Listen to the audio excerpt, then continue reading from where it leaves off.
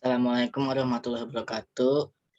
Kami dari kelompok 4 beranggotakan Farhan Septian dan Muhammad Rafi Patah ingin mempresentasikan hasil diskusi kami.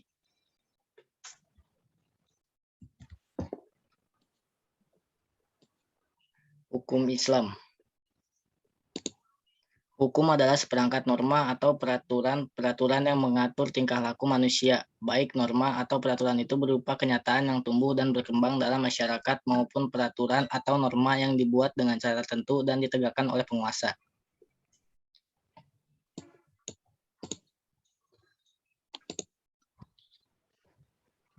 Bentuknya bisa berupa hukum yang tidak tertulis, seperti hukum adat, bisa juga berupa hukum tertulis dalam peraturan perundang-undangan. Hukum sengaja dibuat oleh manusia untuk mengatur hubungan manusia dengan manusia lain dan harta benda. Menurut Abdul Ghani Abdullah dalam bukunya yang diterbitkan di Gema Insani Press mengungkapkan bahwa hukum Islam sebagai hukum yang bersumber dan menjadi bagian dari agama Islam. Ia pun juga menyebutkan bahwa konsepsi hukum Islam sebagai dasar dan kerangka hukum yang ditetapkan oleh Allah. Hukum Islam atau syariat Islam adalah sistem kaidah-kaidah yang didasarkan pada wahyu Allah Subhanahu wa taala dan sunnah Rasul mengenai tingkah laku mukallaf atau orang yang sudah dibebani kewajiban yang diakui dan diyakini yang mengikat bagi semua pemeluknya. Tujuan hukum Islam.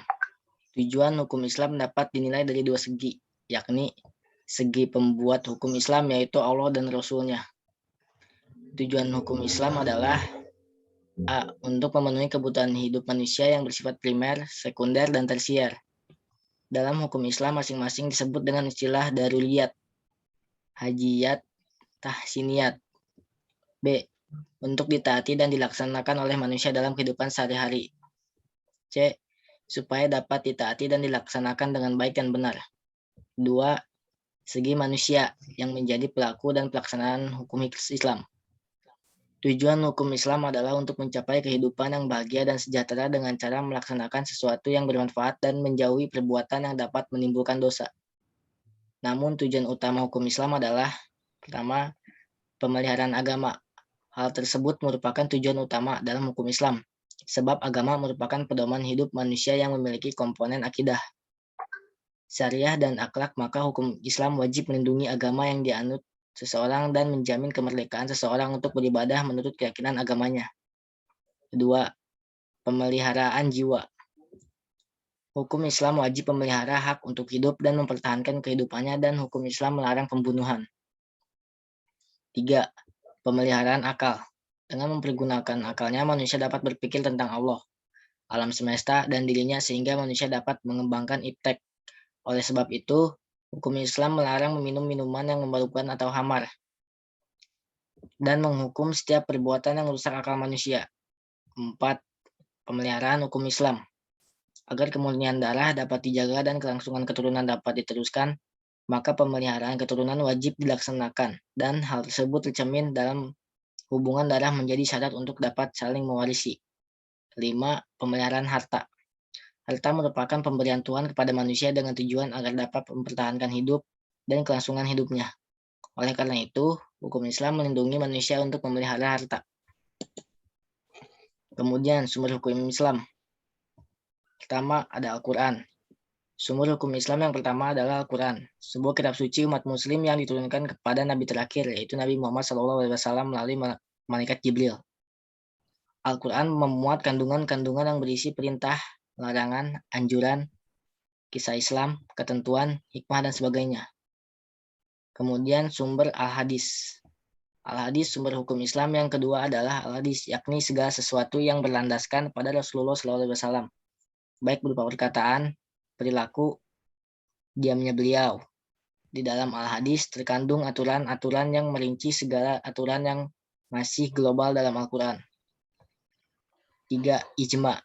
Kesepakatan seluruh ulama mujtahid pada suatu masa setelah zaman Rasulullah atas sebuah perkara dalam agama.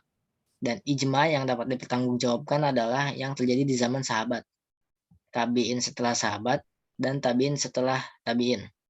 Terakhir ada kias.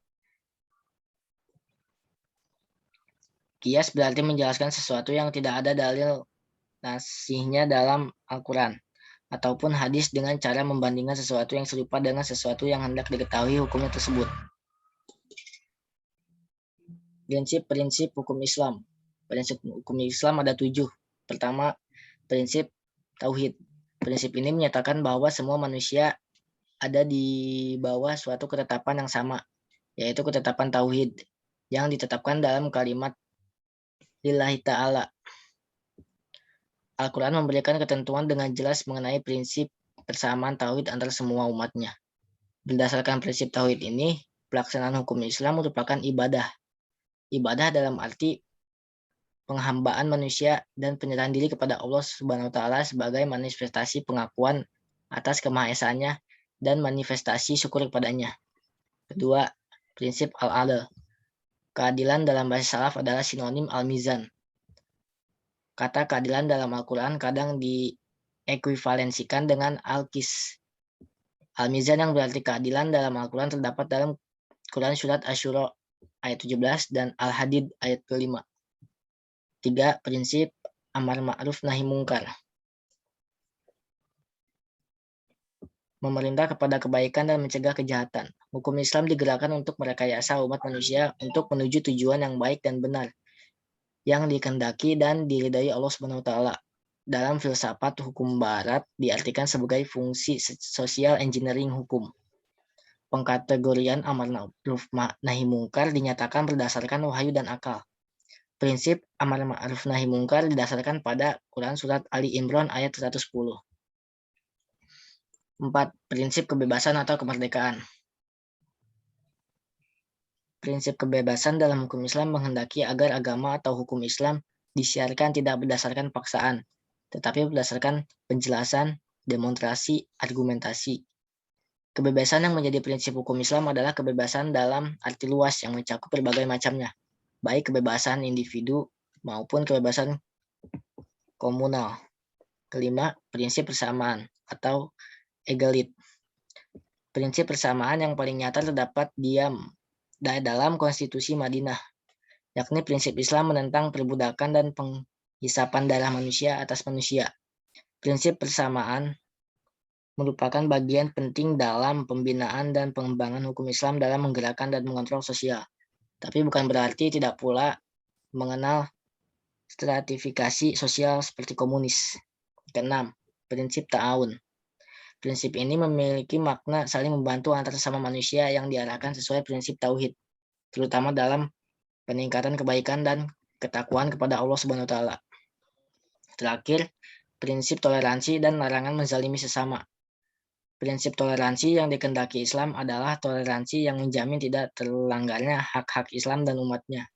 Tegasnya, toleransi hanya dapat diterima apabila tidak merugikan sesama agama Islam. Kemudian slide-slide berikutnya akan dijelaskan oleh rekan saya, Muhammad Lafi Patah. Kontribusi umat Islam dalam perumusan sistem hukum nasional. Hukum Islam ada 2 sifat. 1. Al-sabat atau stabil. Hukum Islam sebagai wahyu akan tetap dan tidak berubah sepanjang masa. 2. At-tatahur atau berkembang. Hukum Islam tidak kaku dalam berbagai kondisi dan situasi sosial. Kesimpulan, berdasarkan hasil pembahasan di atas, maka dapat ditarik kesimpulan sebagai berikut.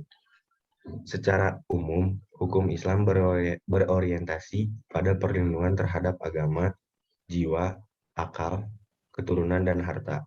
Artinya, hukum Islam bertujuan pada pemeliharaan agama, menjamin, menjaga, dan memelihara kehidupan dan jiwa, memelihara kemurnian akal sehat, dan menjaga ketertiban keturunan manusia, serta menjaga hak milik harta kekayaan untuk kemaslahatan hidup umat manusia. Saran, berdasarkan kesimpulan di atas, maka dapat dikemukakan beberapa saran sebagai berikut, yaitu 1. Sebagai umat Islam, hendaknya memahami hukum Islam dengan baik, karena hukum ini mengatur berbagai kehidupan umat manusia untuk mencapai kemaslahatan. 2. Setiap manusia hendaknya menjunjung tinggi hak asasi manusia, karena hak ini sebagai dasar yang melekat pada diri tiap manusia. 3. Dalam mengamalkan ajaran Islam secara menyeluruh, baik di bidang hukum, hak, dan kewajiban asasi manusia, serta kehidupan yang berdemokrasi, hendaknya berdasarkan prinsip-prinsip yang diajarkan Islam. Sekian dari kelompok kami, kurang lebihnya mohon maaf. Wassalamualaikum Waalaikumsalam warahmatullahi warahmatullahi wabarakatuh. wabarakatuh.